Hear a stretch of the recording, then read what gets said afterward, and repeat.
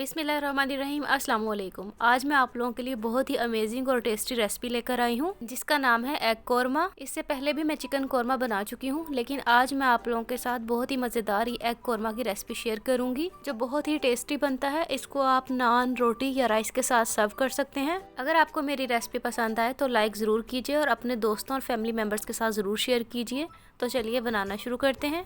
तो यहाँ सबसे पहले हम प्याज ब्राउन करेंगे, तो जिसके लिए यहाँ मैंने 1 कप ऑयल लिया है और इसमें हम शामिल कर देंगे 2 मीडियम साइज़ के स्लाइसेस में कटे हुए प्याज़ों को हमने गोल्डन ब्राउन कर लेना है, क्योंकि हमने इसका बाद में पेस्ट बनाना है, तो इसलिए इसको अच्छी तरह से आपने गोल्डन ब्राउन करना है। तो जैसे ही गोल्डन ब्राउन हो जाए तो इसको हम एक टिश्यू पेपर पर निकाल लेंगे और इनको हम ठंडा होने के लिए रख देंगे।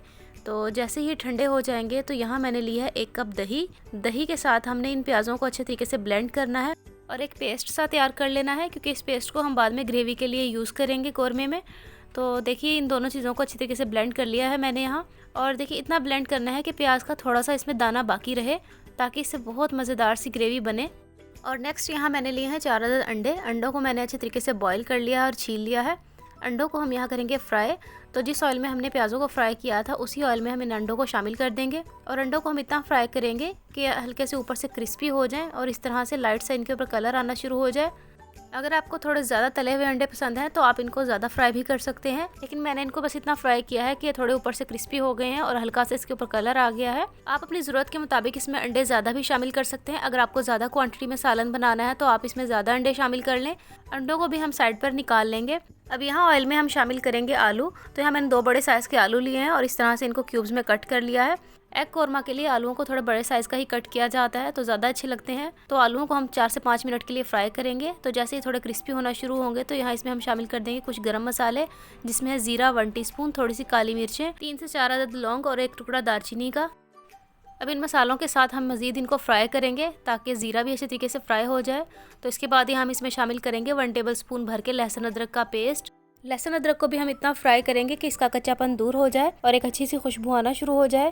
तो तकरीबन 3 से 4 मिनट लगेंगे और ये अच्छे तरीके से फ्राई हो जाएगा। और इसके बाद हम यहाँ इसमें शामिल करेंगे 2 अदद टमाटरों का पेस्ट। टमाटरों को आप इसमें ब्लेंड करके ही शामिल करें तो स्मूथ ग्रेवी बनती है। टमाटर का पेस्ट ऐड करने के बाद 5 से 7 मिनट के लिए हम इसको इतना फ्राई करेंगे कि टमाटरों का पानी भी थोड़ा ड्राई होना शुरू हो जाए। इसके बाद हम इसमें मसाले शामिल करेंगे। तो यहाँ नमक इसमें शामिल करेंगे हस्बे ज़रूरत, खुश्क धनिया पाउडर 1 टीस्पून, हल्दी पाउडर 1/2 टीस्पून और लाल मिर्चों का पाउडर शामिल कर देंगे इसमें 1 टीस्पून।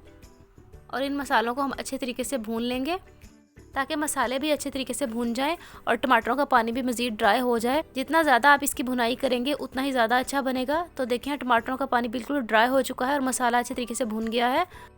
अब यहाँ जो हमने ब्राउन किए हुए प्याज़ों का और दही का जो पेस्ट बना कर रखा था वो इसमें ऐड कर देंगे।